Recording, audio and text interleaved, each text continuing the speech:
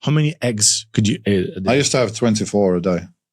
Really? Yeah. 24? In those days, we had the wrong information that fat was bad. Yeah. So we'd throw away most of the yolks. Like I'd have 12 egg whites with 2 or 3 yellows twice a day. So 24 egg whites, maybe 6 yolks. Yeah. But now I would say, no, don't do that. Have the fat. It's good. Have the cholesterol. It's good. You need it. So yeah, whole eggs. Whole eggs is, there's several ways to measure protein efficiency, like PER, protein efficiency ratio. Yeah. AAU, amino acid utilization. Doesn't matter. Eggs are number one. Yeah. Eggs are number one.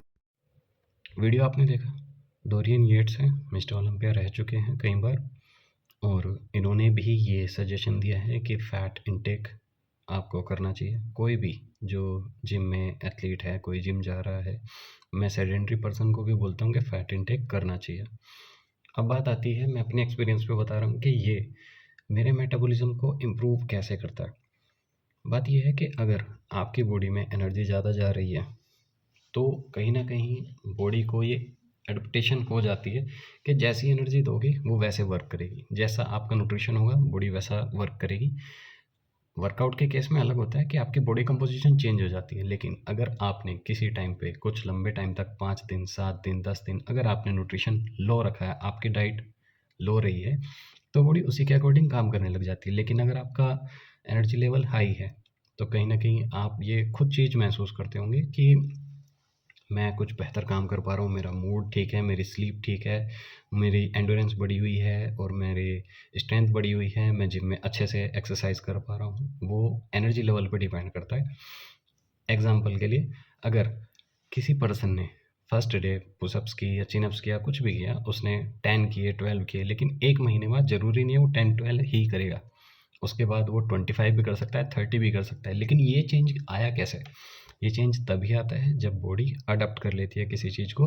जिस चीज़ पे आप काम कर रहे हो, body की एक खास ये स्पेशल क्वालिटी है कि अगर बीमार पड़ती है तो भी उसकी हील करने की कैपेसिटी है, और अगर उसको लगता है कि किसी चीज़ की ज़रूरत है तो वो उसी के अकॉर्डिंग अपनी बॉडी को, मतलब जो भी फंक्शन उसके बॉडी के होंगे उसके अकॉर्डिंग वो काम करने लग जाते हैं। अगर आपका न्यूट्रिशन लो है उसके अकॉर्डिंग काम करेगा, अगर आपकी एनर्जी हाई है, न्यूट्रिशन हाई है, न्यूट्रिशन आपका ठीक है, तो उसके अकॉर्डिंग काम करेगा।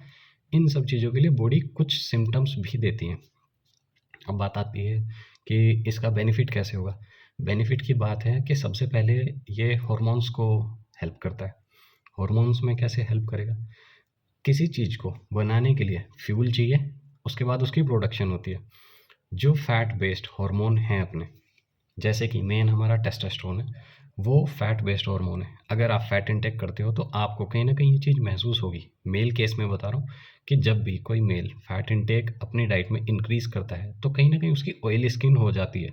ये ऐसे लिंक होगा कि अगर आपने फ्यूल बढ़ाया है तो प्रोडक्शन बढ़ गई है तो स्किन आपकी ऑयली होगी। ये एक सबसे पहले इंडिकेशन होता है कि आपका टेस्टोस्टेरोन, जो आपने फ्यूल दिया है जिससे टेस्टोस्टेरोन बना है, अगर वो बढ़ गया है तो आपका टेस्टोस्टेरोन भी बढ़ रहा है। अब बात आती है कि आप उसको यूटिलाइज कैसे कर रहे हो। टोटल टेस्टोस्टेरोन कहाँ पे जा रहा है, डीएसटी कहाँ पे जा रहा है, एस्ट्रोजन कहाँ पे जा रहा है। टोटल टेस्टोस्टेरोन आपका एस्ट्रोजन और डीएसटी में ब्रेक होने के बाद फ्री टेस्टोस्टेरोन जो बचता है वो आपका मसल बिल्ड करता है, वो बात अलग है। अब यहाँ पे बात मैंने बता दी बेनिफिट की, सबसे पहली बात। अब उसके बाद आती है कि कुछ नोट्स हैं बिगिनर के लिए, इंटरमीडिएट के लिए या एडवांस के लिए। बिगिनर के लिए फ़ैट इंटेक कैसे हेल्पफुल होगा? बात यह है, सबसे पहले अगर किसी का वेट गेन नहीं हो रहा है, एक इंटरेस्टिंग फैक्ट बता रहा हूँ, बहुत सारे पर्सन इस चीज़ को प्रीफर करते हैं कि मैं गेनर ले लेता हूँ या प्रोटीन ले लेता हूँ। मैं उनको बोलूँगा कि आप फैट इंटेक इंक्रीज़ करके देखो। फैट इंटेक इंक्रीज़ करोगे तो बॉडी में चेंजेस आएंगे, आपका वेट गेन भी होगा, आपकी स्ट्रेंथ भी बढ़ेगी, आप ये चीज़ खुद महसूस करोगे। मैं 3 वीक्स के लिए आपको बोलना चाहता हूँ इस चीज़ को ट्राई करके देखो कि किसी का भी मैंने वेट गेन कराया है, उसको मैंने फ़ैट इंटेक बढ़वाया है तो उसको रिजल्ट मिले हैं। अब बात आती है कि जब जब आप फैट इंटेक रखोगे तो साल्ट का, नमक का स्पेशल ध्यान रखना। जब जब फैट इंटेक आपकी बॉडी में होगा उसके साथ कुछ अमाउंट में आपको नमक बढ़ाना पड़ेगा, सोडियम बढ़ाना पड़ेगा। इसके बाद आती है कि सिंपल कार्ब्स। सिंपल कार्ब्स में रोटी, चावल, ब्रेड, दलिया, जो भी आप ऐसी चीज़ खा रहे हो जो जल्दी से ब्लड स्ट्रीम में पहुंच रहा है, उसका ग्लूकोज बॉडी में जल्दी डाइजेस्ट हो रहा है, उसका एक चीज़ का ध्यान रखना है। इंसुलिन स्पाइक करता है सिंपल कार्ब्स में, सीधी सीधी बात बताऊं तो उस टाइप ऑफ कार्ब्स को आपको कम करना है। उसका रीज़न अभी बताऊंगा। इंटरमीडिएट की बात होती है, मसल वॉल्यूम में काम करता है। बिगिनर की सारी क्वालिटी इंटरमीडिएट को भी बेनिफिशियल होती है, उसके साथ इंटरमीडिएट को क्या हेल्प करता है इससे ज़्यादा, मसल में वॉल्यूम देगा, क्योंकि उसकी मसल में इतनी ज़्यादा जो आपके ग्लाइकोजन था, आपका अमीनो एसिड था, उसके साथ कहीं ना कहीं उसकी स्टोरेज ज़्यादा बढ़ चुकी होती है मसल की। उसके साथ में उसका फैट भी वहाँ पे मसल के अंदर स्टोर होने लग जाता है, उसको भी नमक का ध्यान रखना पड़ेगा। एडवांस एथलीट के लिए क्या होता है, एडवांस एथलीट को इस चीज़ का ध्यान रखना पड़ेगा, ये सारे बेनिफिट तो उसको मिलेंगे। नमक का उसको ध्यान रखना है, मसल वॉल्यूम में उसको बेनिफिशियल होगा।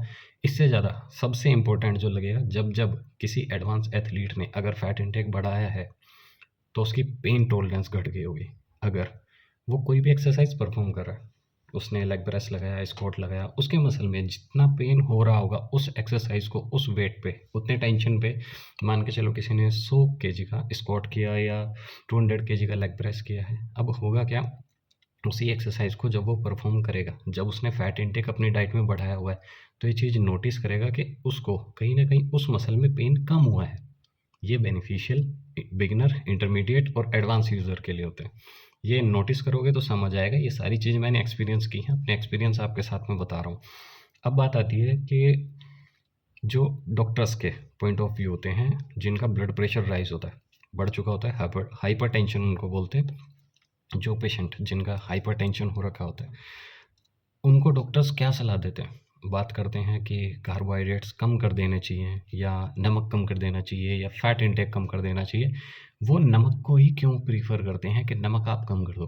बात यह है, जैसे मैंने बताया, बिगिनर है, बिगिनर अगर कोई किसी भी टाइप का कार्ब्स ले रहा है और उसकी डाइट में फैट इंटेक ऐड है, फैट वो ले रहा है जैसे भी, तो दोनों में से एक चीज़ को कम करना होगा, या तो सैचुरेटेड फैट कम होगा या फिर सिंपल कार्ब्स कम होंगे। अब जैसे कि इंडिया में है, मैं भी इंडियन हूँ, बाकी मुझे लगता है जितने ज़्यादातर सुनेंगे वे इंडियन ही होंगे, उनका कार्ब्स तो कट नहीं करा सकते। उन्हें बोलेंगे कि रोटी, चावल, ब्रेड, दलिया ये सब आप छोड़ दो, पॉसिबल नहीं हो पाएगा, क्योंकि इतना डेडिकेटेड पर्सन बहुत कम होता है कि वो इन सब चीज़ों को छोड़ पाए। और इस चीज़ में जितना बड़ा रीज़न होता है, उतना पर्सन मेहनत कर पाता है, उतना डेडिकेटेड होता है। तो अब करेंगे क्या, नमक को बंद करा देते हैं। फैट इंटेक के लिए तो मना करेंगे ही करेंगे, नमक को भी कम करा देते हैं। अब नमक का एक रीज़न आपको मैं बता देता हूँ। नमक, पिछली वीडियो में मैंने बताया था, जो मैंने ट्रांसफॉर्मेशन अर्पित शर्मा की थी, उसमें मैंने उसका कीटो डाइट के बाद कार्ब्स इंटेक बढ़ा दिए थे, कार्बोहाइड्रेट बेस्ड डाइट में मैं उसको लेके गया था।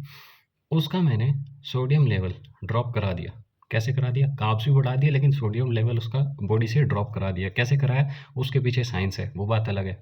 अगर हाइपरटेंशन वाला पर्सन है तो उसकी बॉडी में वाटर रिटेंशन ज़्यादा ना हो, अगर वाटर रिटेन ज़्यादा हो गया, पानी बॉडी में ज़्यादा रुक गया, तो उसका ब्लड प्रेशर बढ़ेगा। अब उस ब्लड प्रेशर का मीनिंग है, एक पाइप है, जितना नैरो होगा उसमें जितनी चीज़ें फ्लो करनी है उसको उतना इशू होगा। लेकिन अगर उसमें एक तरह से पाइप में अगर कोई रुकावट नहीं है तो वो बहुत ईजिली फ्लो करेगा, जैसे कि पानी एकदम से एक नैरो पाइप से बहुत जल्दी अच्छे से फ्लो हो जाता है। लेकिन उसके बीच में अगर कुछ रुकावट है, कोई कचरा है, कूड़ा है, मिट्टी है, कुछ भी है, उसकी वजह से उसका प्रेशर बढ़ जाता है, जिस वजह से वो अच्छे से फ्लो नहीं कर पाती।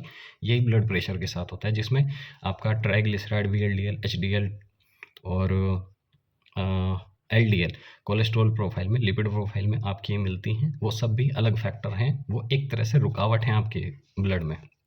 उसके साथ सोडियम उस वाटर लेवल को होल्ड करता है जो आपके ब्लड में है। जैसे बोलते भी हैं कि आपका 90% पानी है ब्लड में, 70% पानी है, और उसको चेक करने के लिए मोबाइल में एप्लीकेशन भी आती है कि आपकी बॉडी में भी ऑक्सीजन लेवल कितना है, वाटर लेवल कितना है, वो सब चीज़ें चेक कर सकते हैं, वो सब टेक्नोलॉजी है।